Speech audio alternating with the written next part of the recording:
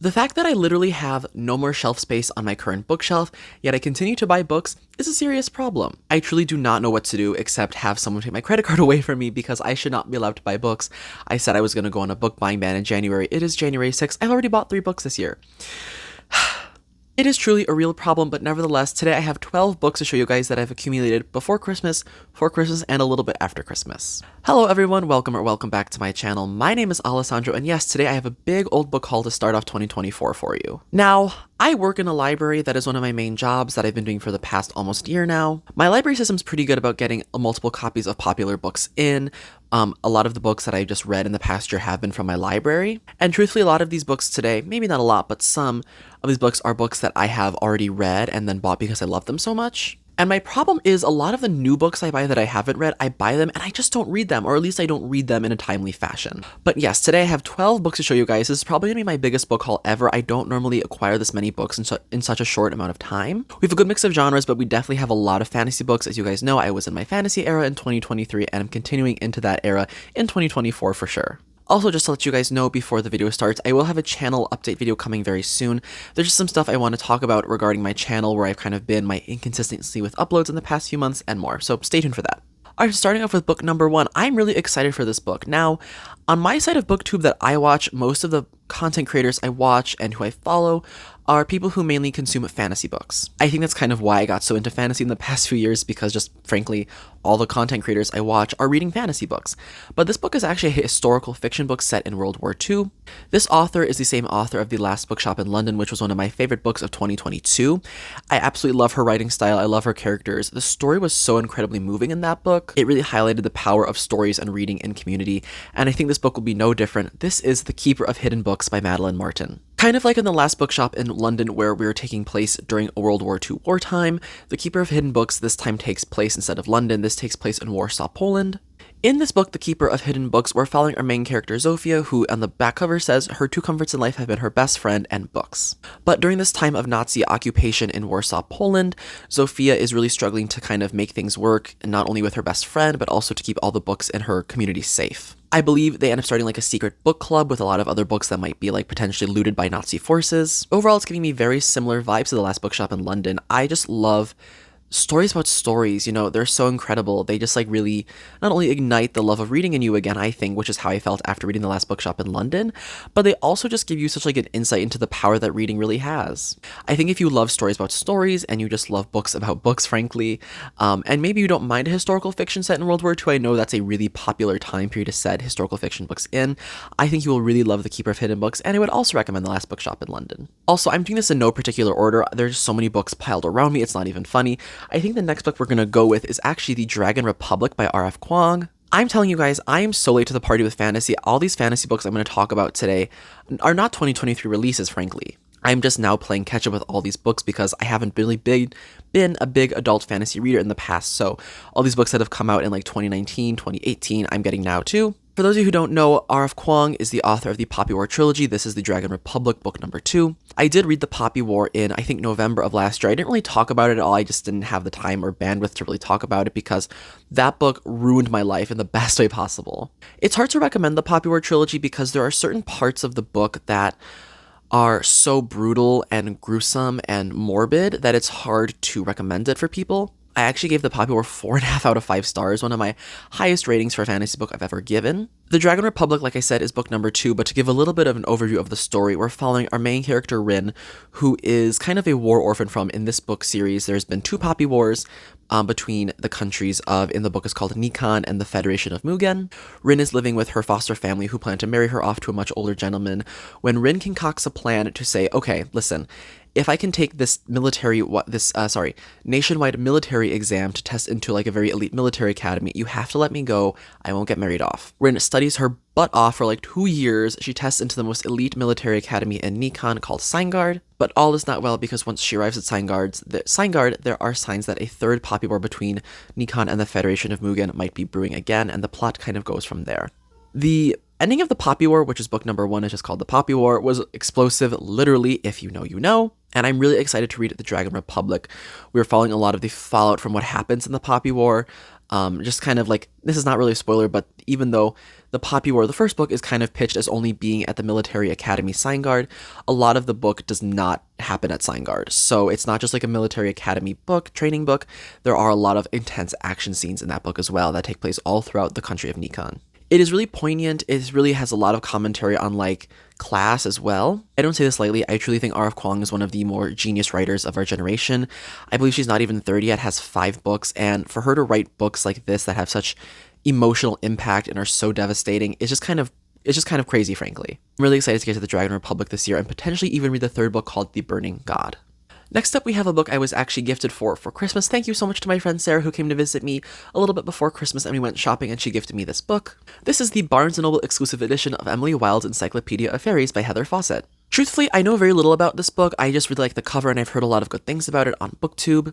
From what I know about Emily Wilde's Encyclopedia of Fairies, we're following our main character, Emily Wilde, who is kind of like a genius scholar person on the subject of fairies. And I believe in this book, she goes to like a kind of remote Scandinavian town to study fairies and basically make an encyclopedia on them. It also sounds like this might be a little bit of a slow burn, grumpy sunshine romance because there's a character named Wendell in here who's kind of like her academic rival, I would say. And it sounds like throughout the book, there are other mysteries that take place as well. I'm really excited for this. I really don't know much, like I said, much about this book or this author at all, only that it's like all over BookTube and BookTok. I also really loved this cover, if you guys can see. I think the normal cover is black. This is a really pretty like white with purple accents, and I absolutely love it.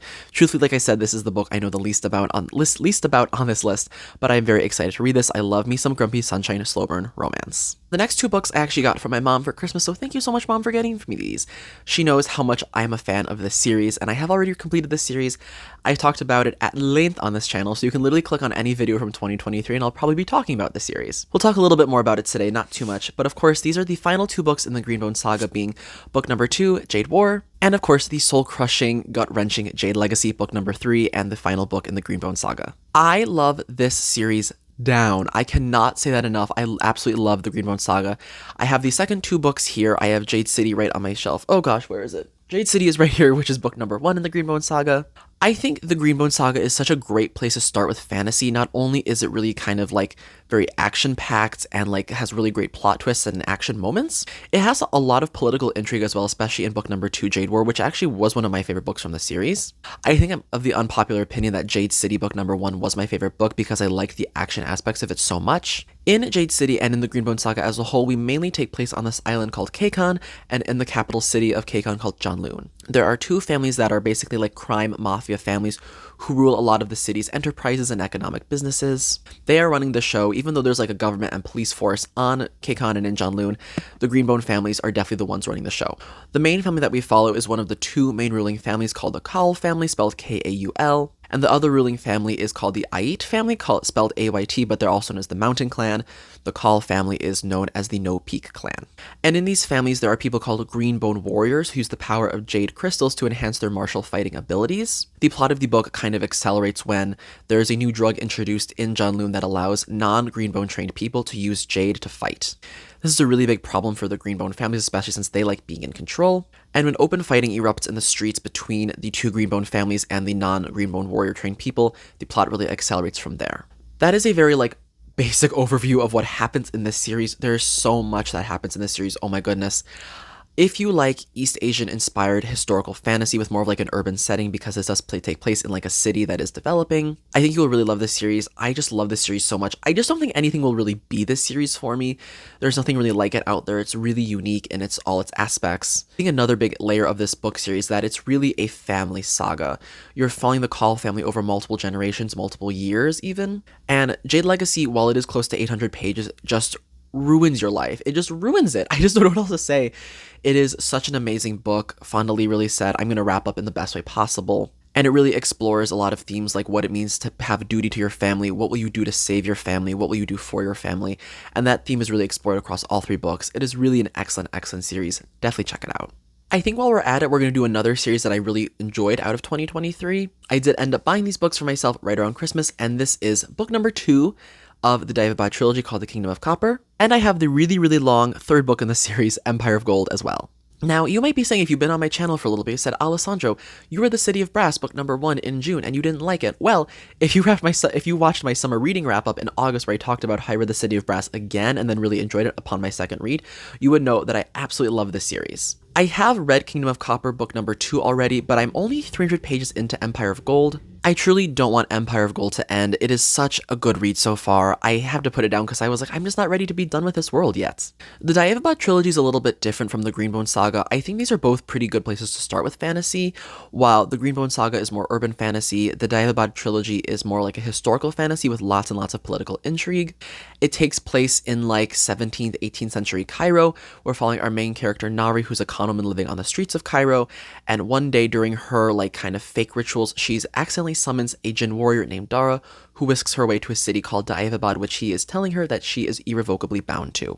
We're also following our another main character named Ali, who is the Prince of Daevabad, and we kind of follow these two characters over a number of different periods of time and years, and to see their struggles within Daevabad and outside of it as well. The hard part with me about City of Brass was when I first read it, the history was really confusing for me. There's a lot of terminology used and a lot of history thrown out there. I have to say, though, I think S.A. Chakraborty is one of the best writers I've ever read from. I think her writing is just, it is so good. For me now, as someone who's read a lot of fantasy and read a lot of books over the past few years, for me, at least, writing that is really good and craft that is executed really well will kind of save a story even if I'm not loving the characters or the plots. I'm here to tell you right now, S.A. Chakraborty has great writing, great characters, and great plot. Especially in this book, there's a lot of like character dynamics, since especially the City of Brass is not super action heavy.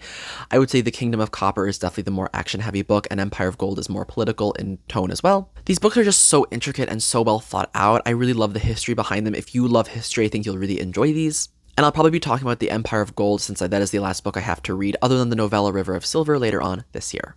Okay, so basically those are all the like completed series I now have. So I now have the completed series of Daevabad and the Greenbone Saga. The next two books I have, some of them are part of series, but I have the first book in this series. And basically these books are just books I wanted to buy because I wanted to buy books. A lot of people say on BookTube that buying books and reading books are two completely different hobbies, and I have to agree with that. Now, the next book we have, I told myself I would not read a lot more from this author. I read one of her series a little bit earlier last year. I don't love it the way everyone else loves it, especially the book I read.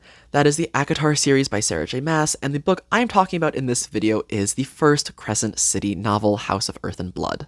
Context, I have not finished ACOTAR. I have read up to A Court of Mist and Fury, and like I said, I did not love A Court of Mist and Fury the way everyone did. I liked it a lot.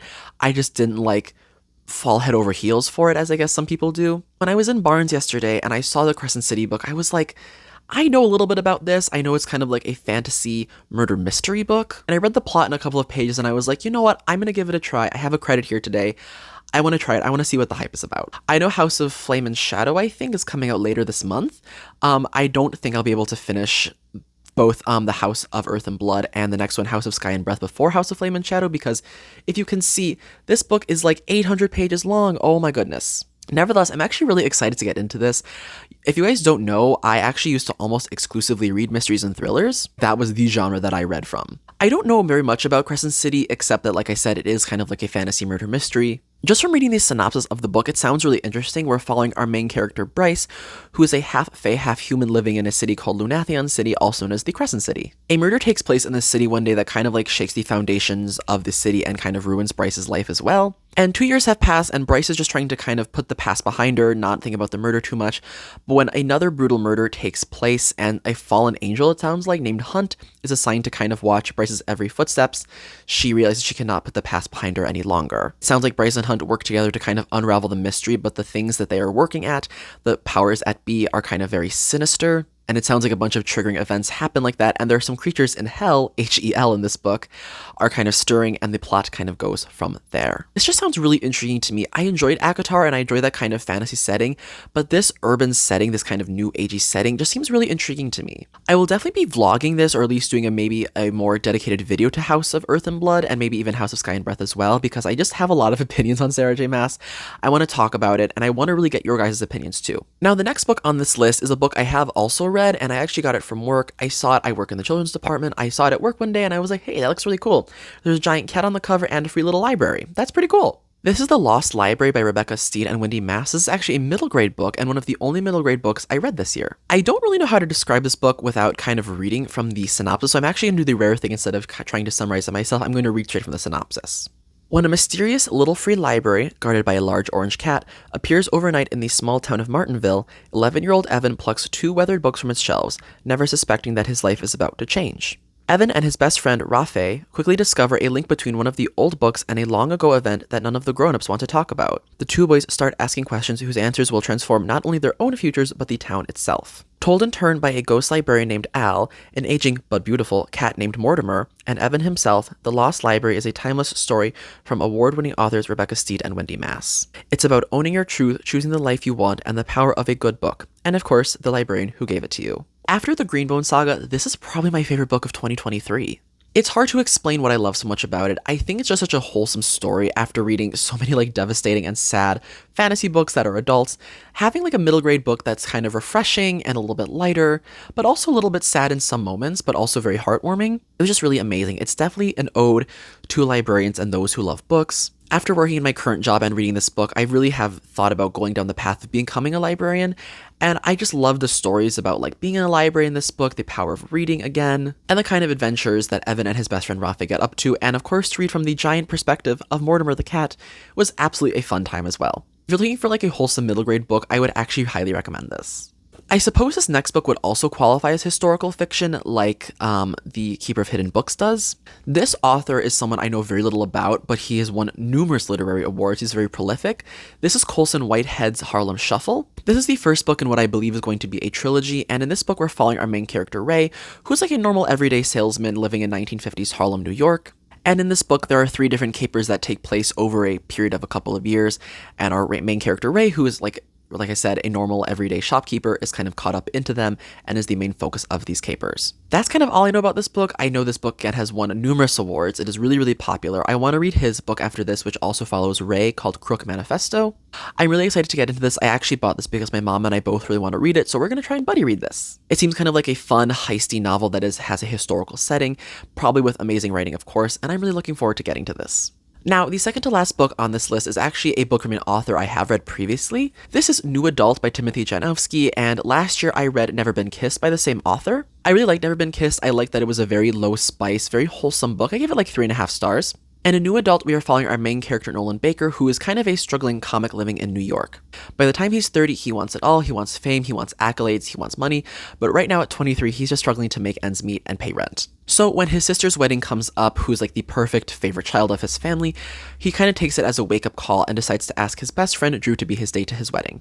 But at the last minute, a kind of really big opportunity in the comedic world opens up for Nolan, and he takes it. He skips the wedding, he stands up his best friend, and in turn, he kind of has a major fallout with everyone he loves. So even though he crushes his set, he's kind of devastated that no one in his family wants anything to do with him now. So he prays on a set of quote-unquote magical crystals to just skip to the good part. The next morning, he wakes up, 7 years have passed, he's 30 now, he has all what he wants, he has the riches, he has the accolades, but no one in his family and his best friend Drew won't speak to him. So this story kind of follows Nolan as he's kind of trying to repair all his relationships with his friends and his family. Sounds like a really wholesome, nice story. Alison Cochran, the author of The Charm Offensive, blurbed it. I'm really excited to read this year. And the last book on this list, we've come to lucky number 12. This book is something I have really been looking forward to reading for a while now. I have actually done some more research and realized this is not the literal first book you can read in this universe. This is the first book in the series, but there are some books prior to this that you can read to kind of get a more wholesome understanding and a more holistic, I should say, understanding of the series. This is Mistborn, The Final Empire by Brandon Sanderson. I am very new to Brandon Sanderson. I have not read any of his books yet. What I was talking about before with being able to read books before Mistborn is you can read Elantris, I think, before this. Angela from Literature Science Alliance recommends you kind of read everything in publication order, which I think I might do. I do like reading things in publication order. Mistborn is a series where the plot is what if the bad guy won? It's like a heist novel, I believe. It's kind of similar to Six of Crows, I think, maybe a little bit different.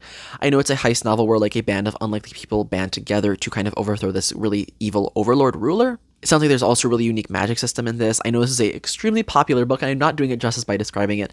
I love these new covers, though. I know there's other covers. These are the republished ones. I absolutely love these. They're very, very, very, very floppy, and I love it. So there you guys go. That is my kind of massive book haul for the start of 2024. Are there any books from this book haul that you guys are interested in reading? Please let me know in the comments down below, and let me know if you have any books that you hauled at the start of 2024 as well. Like I said, there will be a channel update coming very soon, so please keep your eye out for that. I'm also back on Instagram right now. I'm back on my Bookstagram grind, so that will be linked in the description down below. Thank you guys as always for checking out the video. I really appreciate your support. I hope you guys are having a good and happy and healthy 2024 so far. My name is Alessandro, and I will see you in the next one. Bye!